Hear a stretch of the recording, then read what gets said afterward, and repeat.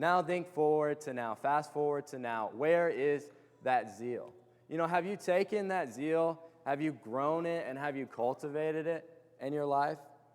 Or maybe life has just pressed down on you and it's pressing down more and more, and there's this sin dragging you down, and now you're in a place where you're just coasting. And you're struggling with seeing, the right thing to do, but you also see like it's this hard thing, so you just don't have the motivation to do it. If maybe you're there, you're probably asking yourself the question, how do I come out of that? What do I do? How do we lift ourselves out of this discouragement? How do we recapture a zeal to follow God in whatever way that we can? I want to place ourselves in a scene from the life of Isaiah, from a man who goes from this place of great sin and discouragement in his life to a place of renewed zeal and the will to serve God in whatever way possible. So let's look at this scene in Isaiah's life where it forever changed his walk with God. Isaiah chapter 6, it says, "In the year that King Uzziah died, I saw the king sitting upon a throne, high and lifted up, and the train of his robe filled the temple. Above him stood the seraphim. Each had 6 wings. With 2 he covered his face, and with 2 he covered his feet, and with 2 he flew. And one called to one another and said, 'Holy, holy, holy is the Lord of hosts. The whole earth is full of his glory.' And the foundations of the threshold shook at the voice of him who called, and the house was filled with smoke. And I said, 'Woe is me, for I am lost, for I am a man of unclean lips, and I dwell in the midst of a people of unclean lips. For my eyes have seen the King of kings, the Lord of hosts.' Then one of the seraphim flew to me, having in his hand a burning coal that he had taken with the tongs from the altar, and he touched my mouth and said, 'Behold, this has touched your lips, and your guilt is taken away, and your sin atoned for.' And I heard the voice of the Lord saying, 'Whom shall I send, and who will go for us?' Then I said, 'Here am I, send me.'" Before we jump into this story, I first want to make some preliminary observations in this text to help us fully understand what's happening here. And the first observation I want to make is the placement of the commission by God to Isaiah. This is something that's a little odd given like the times in Ezekiel and Jeremiah. Usually this commission from God was placed in the first chapter, but we see something different here. But why is this? What is the book of Isaiah trying to get us to see? And I think what we can see is in chapters 1 through 5, what we see is it is to show the spiritual state of the people of Judah.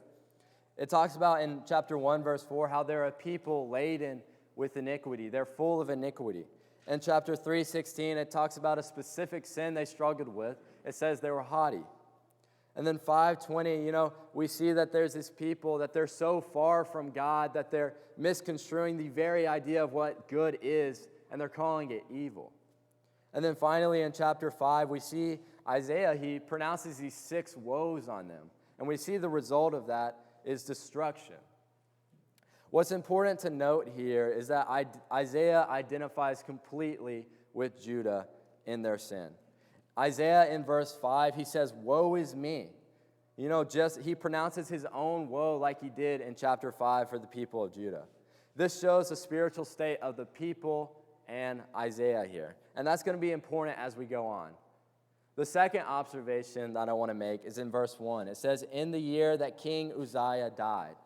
If you know anything about this King Uzziah, you know he was a great king. It says in 2 Chronicles that this was a man who did what was right in the sight of the Lord. Not only was this a good spiritual king, but he also was good in an earthly sense. It talks about how he was known throughout the land. His fame was known throughout all the world. This was a man who was known for his military presence. He was great in all the ways an earthly king could be. But what we see is that this king, he has a tragic fall. He falls away from the Lord. We see he tries to make this own sacrifice. We see he tries to make himself this priest and king, something that only the king to come could be. And we see a great and wise king, he has this tragic fall. What we see from all this is that Isaiah is discouraged. He has no motivation now. Because, just like imagine the fear in the nation and in Isaiah at this time, after a great king like this has fallen, a king who protected them, who's going to protect them now? A king who guided them, who's going to guide them now? Not only is this discouraging in a worldly sense, but think spiritually. Uzziah fell tragically because he sinned.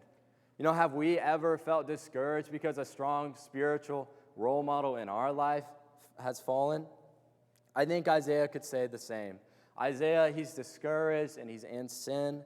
But in the midst of this adversity, Isaiah, he sees the Lord sitting on the throne. Verse 5, it says, "My eyes have seen the King."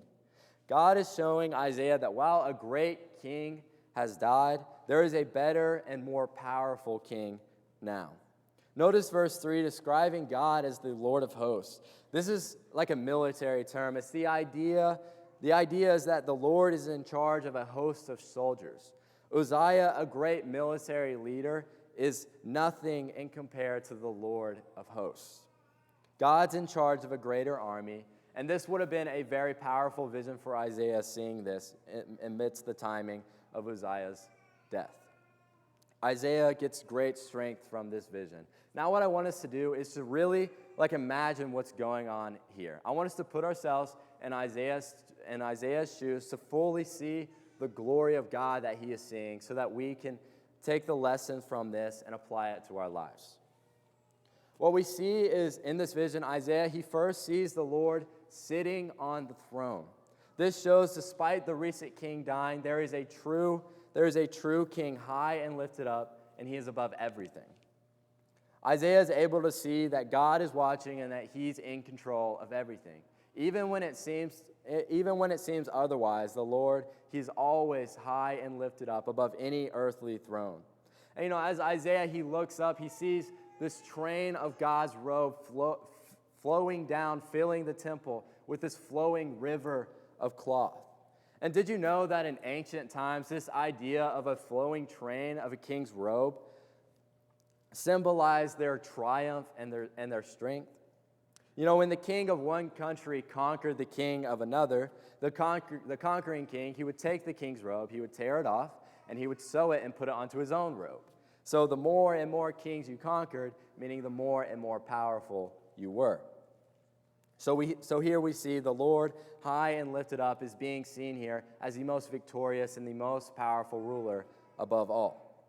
And after Isaiah, he's looking up at this massive robe, and he sees this being called a seraphim. And looking at it, he sees 6 wings. With 2, it says they flew. With 2, it covered its feet. And with 2, it covered his face. And what we know about these seraphim in the Bible is that this word literally means burning ones. So I can only imagine Isaiah looking at this illuminated by the brightness of this being. And even with how bright and magnificent of a sight this seraphim was, it said that it had to cover its face in the presence of God. This just further magnifying how glorious the Lord is sitting on his throne. And then in verse 3, we see as these seraphim are flying around, Isaiah, he's hearing them calling out to one another, saying, "Holy, holy, holy is the Lord of hosts." They're declaring how holy the Lord God truly is. And this declaration of holiness, it has this meaning of being completely set apart above anything else. The Lord is high, seating high above, apart from any impure thing or being in this world. There is none that can compare to his holiness. And this is a true description of our King. And then we also see them exclaiming this, "May his glory fill the whole earth." These seraphim are expressing yet another truth about how great and massive the glory of God is. Just as his robe fills the temple, so does God have more than enough glory to fill the whole earth. Seeing the presence of God should cause us to declare what these seraphim were doing, should cause us to declare the very character of God. And just further imagine what's happening here for Isaiah. In verse 4, he's looking up at the Lord's throne and he's hearing these seraphim shouting out this proclamation about God. And as all this is happening, the ground, the doorposts, and everything you see and everything you can feel around you is shaking and trembling because of this mighty voice calling out to him. And even furthermore, Isaiah, he sees this smoke filling every part of the temple. This is kind of similar to what happened before at Mount Sinai when God had just brought the Israelites out of Egypt. In Exodus 19, it talks about the smoke that wrapped the mountain because the very presence of God was there. And because of this, it says the Israelites were trembling in the presence of it. And Isaiah, in the same way, he's trembling here as he sees the glory and presence of God filling the temple. And then in verse 5, we see Isaiah's reaction. Notice where Isaiah was and where he is now. After experiencing this grand vision of the Lord himself, Isaiah, he was in this attitude of discouragement and quite possibly grief from the king's death. Yet after he sees the glory of God, we see where that takes him. Instead of complaining to God being near to him in his presence, the only thing Isaiah can bring himself to do in God's presence is say, "Woe is me, I am a man of unclean lips." Isaiah, he sees his sin, and we see how serious Isaiah sees it to be. The word woe here was said something at funerals to lament the death of someone back in the day. Here, Isaiah, he's lamenting his own death. After seeing God's glory, he sees that death is what he deserves. Isaiah, he sees the gravity of his sin, and it's as if he's pronouncing his own funeral in the presence of God, seeing his unworthiness and impurity before him. And then after Isaiah, he pronounces this sin he pronounces the sin, shouting that he deserves death. All of a sudden, he sees this seraphim, this burning being flying toward him. And in his hand are these tongs holding this burning coal taken from the altar. Imagine how hot this coal would have had to been that even this burning being couldn't even grasp this coal. And, I imagine if Isaiah here, as the coal is coming closer and closer to him, he can just feel the heat getting hotter and hotter on his face. And I imagine as it's flying toward him, Isaiah's just thinking, this is it. I have sinned and I am unworthy. And now the king, who, as I have just seen, has all authority on heaven and earth, is going to strike me dead because that's what I deserve. But instead, what we see is this coal, it comes down and it touches the mouth of Isaiah. And the seraphim says, "Your guilt is taken away and your sin atoned for." Notice how this coal was taken from the altar, a place where things would be sacrificed, and from this the coal was taken. Isaiah's sin was then covered by some sacrifice, just as our sin has been covered by another sacrifice, the greatest sacrifice.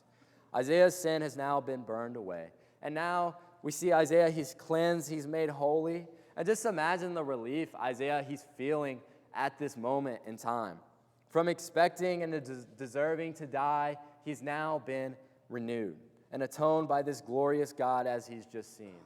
And after this has happened, the Lord sitting on his throne, he speaks to Isaiah. He says, "Whom shall I send and who will go?"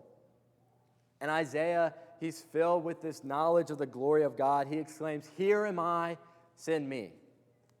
Isaiah, without knowledge of the mission or how difficult it would be, Isaiah, not even caring about his past life, his past sins, Isaiah, he just knows who God is. He knows what God has done for him. He saw an opportunity to serve him, and he took it.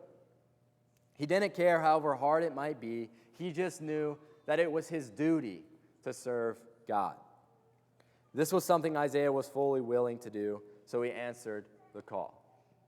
And after answering this call, we see Isaiah finds out the mission. Isaiah now gets to do the very same thing the seraphim were doing, declaring the glory of God. And we see Isaiah's mission was to teach the people about God, but there's a catch to it. It says the people, they're going to hear you, but they're not going to understand the message. It says that their hearts are going to be made dull, and they're not going to answer the call in the way that Isaiah so boldly did. Imagine how hard this was going to be for Isaiah. You keep telling the people, you keep pouring your heart out to the people about the great mercy and the blessings that are in the Lord, and they don't listen. And because of this hard reality, this hard calling Isaiah is given, he asks a pretty understandable question. He says, "How long am I to do this?" And the Lord, he says, to keep speaking till the city is laid waste and there is no inhabitant, when there's no life. And then he says, even when there's a tenth but remaining in the land, and even when that is burned up, you're to keep speaking. And that's the mission God called Isaiah into. You are not to stop speaking the message. You know, how many of us want to be Isaiah? You know, we're given a hard mission, a mission that calls you to be a stranger in the world, a mission that calls you to just speak to a bunch of people who aren't going to listen to the message you have to speak. But we see, despite this, Isaiah, he was able to keep his zeal. He's able to overcome his discouragement. And his response to the call was firm till the very end of his life, even to death. You know, I imagine Isaiah, he kept this scene in his life. He kept this scene in his mind all throughout his life. I imagine when times got hard and Isaiah was feeling the weight of the world, he thought back to this vision often. You know, everything changes for Isaiah after this vision. He was able to keep his zeal and continually answer the call. So now I just want to draw some lessons from this. I want to focus in on some observations from this text that are going to help us accomplish what Isaiah did. In order for us to have the attitude of, here I am, send me, we must first say, woe is me. We must be touched by a call, and we must look to the hope that is given. So let's look at this idea of saying, woe is me. Notice in verse 3 again, it says the whole earth was filled of his glory. You know, this idea of glory in the Bible has this idea of this definition of weightiness. This idea shows that God is something of great worth and substance. It's as if when you throw something in the water and a reaction of like a ripple occurs, or like you throw a rock in the water and the water will quake. Whenever you throw something heavy on something lighter, the lighter thing is always going to quake. And that's the idea you see here with God's glory. It is so great, it is so heavy that anything in the presence of God will quake. And we see the idea in Exodus, as we saw earlier. You know, God, when they saw the presence of God on the mountain, it says they trembled. They trembled because God had so much glory. He is weightier. He is of more substance than us. And we see the same thing happening here with the foundations as they're shaking because they're in the very presence of God. And the first thing Isaiah declares, seeing and hearing God's glory, is woe is me. The only thing Isaiah knows to say is his unworthiness to be in God's presence because he is lost, and he's this man with unclean lips dwelling in the midst of an unclean nation. He pronounces his own funeral just as he did for Judah. For Judah in chapter 5, Isaiah is saying that just as Judah is full of sin and deserving of death, I am just as much. And, you know, notice that Isaiah, he doesn't say that he's a murderer or a thief. You know, he just says simply that he's a man of unclean lips. Isaiah, he's pronouncing his funeral because of something that can seem so insignificant to us. But in reality, when we see that Isaiah seeing what true purity and what true holiness looks like, he's able to understand the true reality of his sin, that it has put him far away from God, just as any sin does. No matter if you're a murderer, no matter if you're a liar, no matter if you're a man of unclean lips, it puts you away from God. And Isaiah sees that. You know, when you finally stand in the presence of God and you see to who you are sinning, you realize that every single sin is a major problem.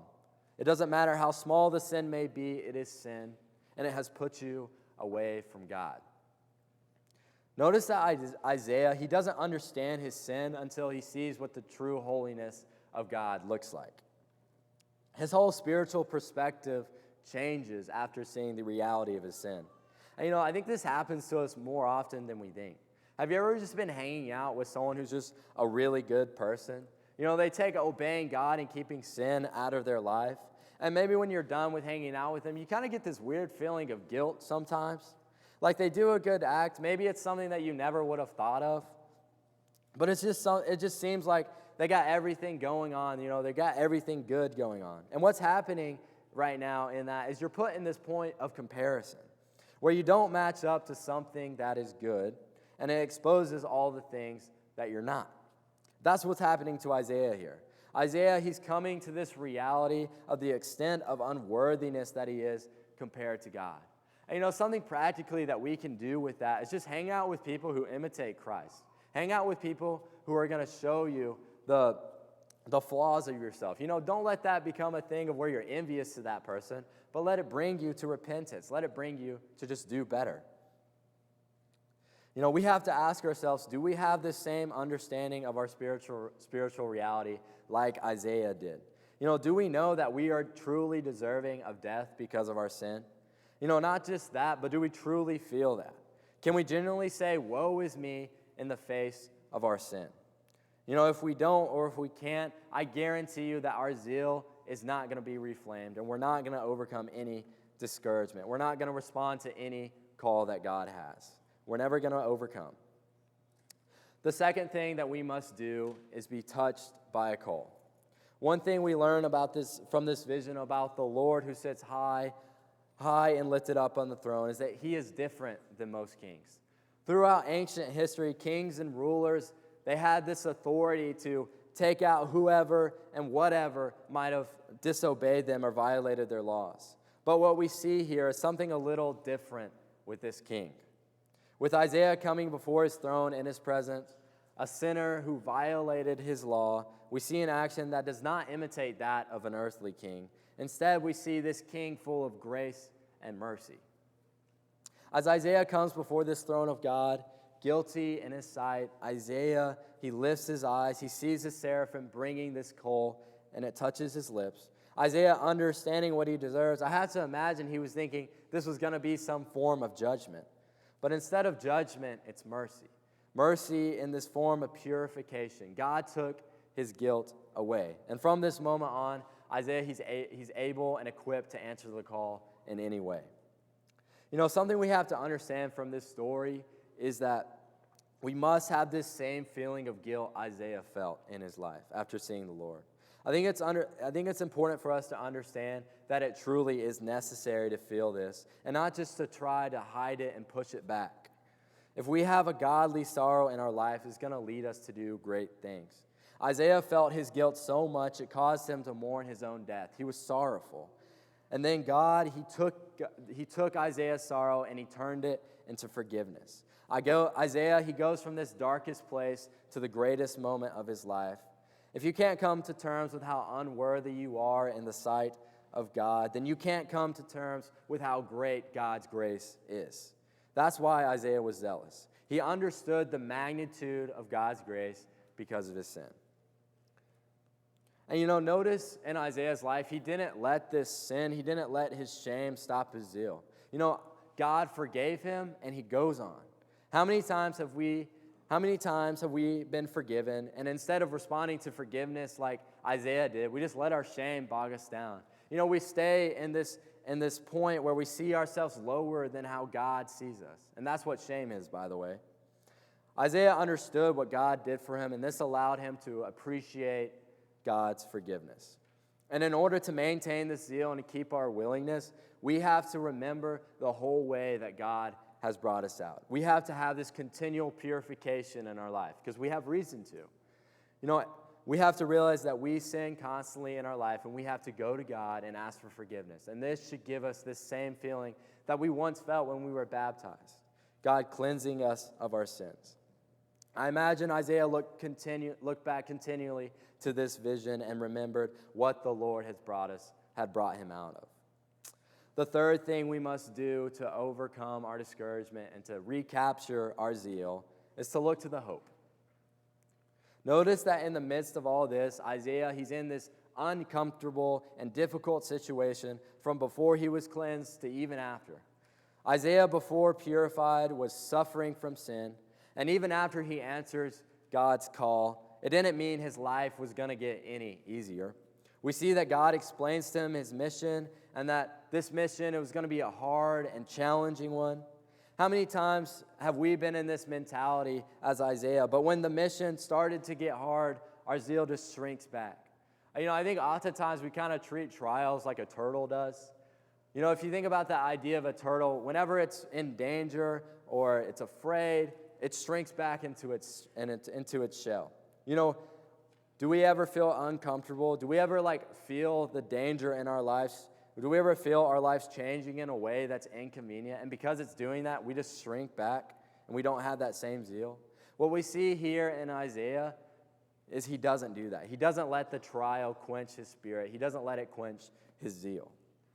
And notice verse 13, after God has just told Isaiah and all the people, they're not going to listen, how one day the people will be burned and the land is going to be this desolate place, a place of no life. God points Isaiah to the hope to come. In verse 13, and though a tenth remain in it, and it will be burned again, like a terebinth or an oak whose stump remains, when it is felled, the holy seed is its stump. After Isaiah, he finishes this mission, after he speaks to all the people, all was going to be changed. From a place of wickedness, there's going to be this tree that is holy and set apart from the world. This holy seed it's talking about is a prophecy of Jesus. Isaiah trusted in this hope, and he anchored his whole faith, his whole zeal in this one thing. I said earlier, what we're supposed to do is look to the cross. Keep looking to it. Keep understanding what the cross has given us. It's given us forgiveness, just as the coal gave Isaiah atonement and took away his guilt. Isaiah never stopped looking toward the hope. If we are to keep our zeal, if we want to recapture that zeal and overcome discouragement in our life, we have to look to the cross. We have to look to the cross so that we can answer the mission that God is calling us to. Keep looking toward the living hope that Christ has given us, the inheritance he's given. We might look at this story and think, oh, well, this doesn't apply to me. I can't literally see a vision of God's glory like Isaiah did. And yes, that's true. But understand what Isaiah really saw in this vision here. In John chapter 12, when Jesus was talking to the people, he was talking to a people who were full of unbelief. So Jesus, he quotes the very text that we just studied. Jesus was using this to show that Isaiah was talking about him. In John 12, verse 41, it said, Isaiah saw these things because he saw his glory and spoke of him. What Isaiah saw in this vision was Jesus Christ himself. Jesus is the glory that Isaiah saw. Isaiah saw Jesus, and we have too. Isaiah answered his call with zeal for the same reason we have, and that's because of Jesus. We've seen Jesus. Keep looking to Jesus. Remember the way he's carried you out. The Lord needs workers. In Matthew 9, it talks about the parable of how the harvest is plenty, but the laborers are few. The Lord needs laborers in his kingdom. And in order for us to do that, in order for us to have that mentality to say, here am I, send me, we need a zeal. And we need to recapture that. We need to do these things. We need to say, woe is me. We need to be touched by a coal, and we must look toward the hope. If you're here today and you haven't been answering that call and you're a Christian and you want to answer that again, then come forward today. And maybe you're here today and you aren't a Christian and you do want to have this zeal, you want to answer this call, then come forward as we stand and as we sing. On bended knee I come, with a humble heart I come, bowing down before your holy throne, lifting holy hand to you, as I pledge my love anew. I worship you in spirit, I worship you in truth. Life a holy praise unto you. On bended knee I come, with a broken heart I come, bowing down before your holy throne. As I look upon your face, show your mercy and your grace. Change my life, O Holy Spirit. Make me fresh and ever new. Make my life a holy sacrifice to you. Please be seated.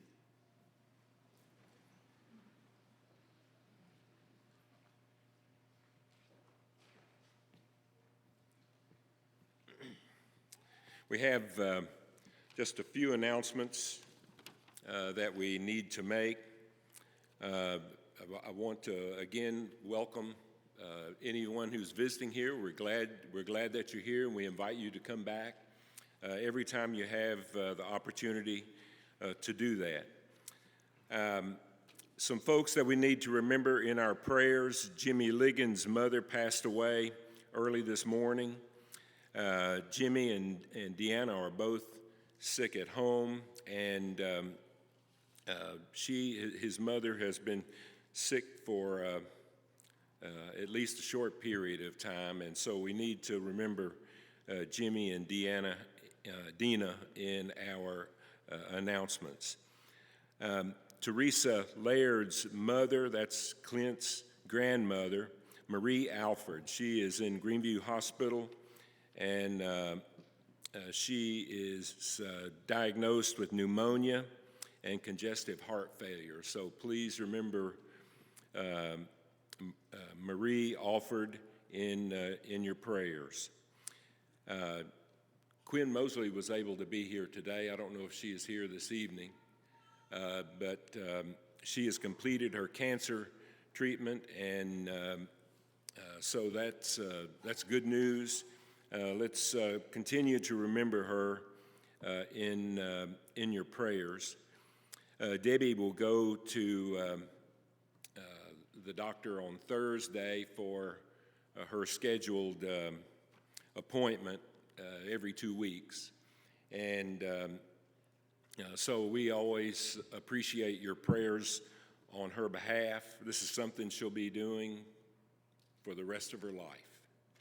And so we appreciate the prayers that you've said for us both.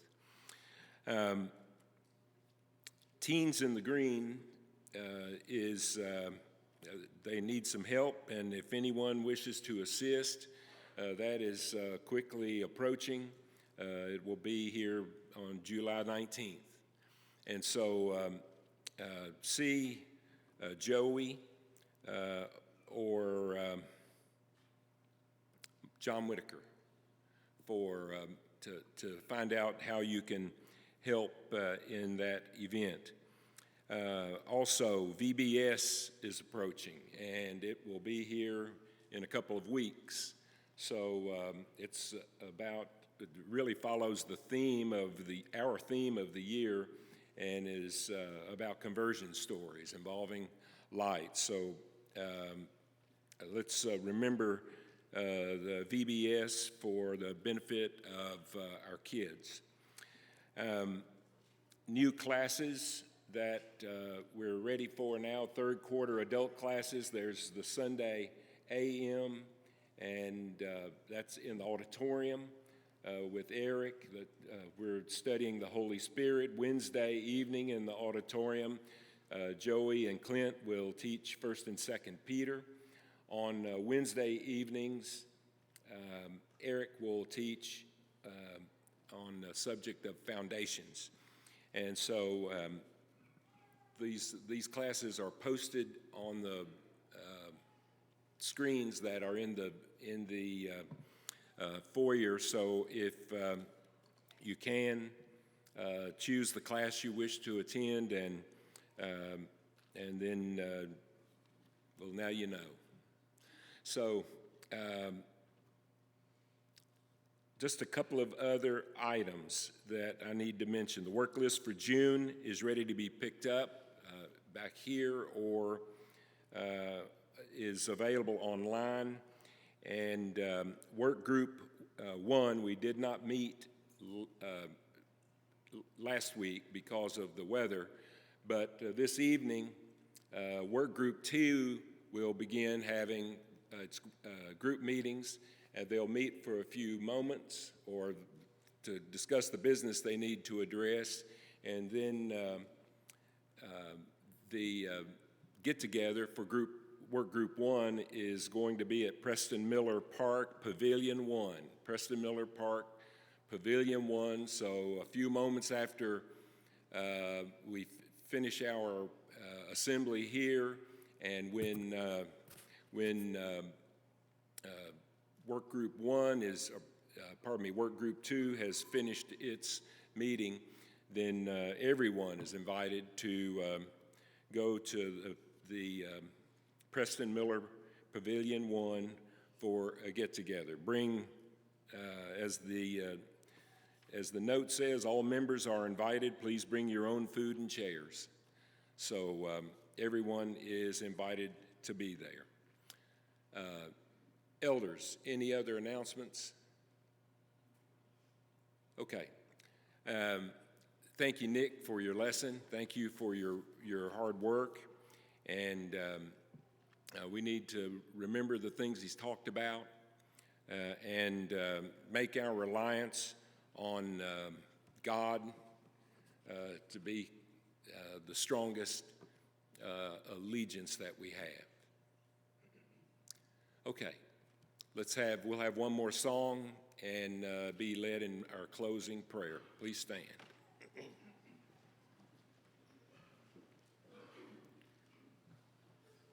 We'll sing the first and fourth verse of It Is Well With My Soul, number 626. Do me so. When peace like a river attendeth my way, when sorrows like sea billows roll, whatever my lot, thou hast taught me to say, it is well, it is well with my soul, it is well with my soul,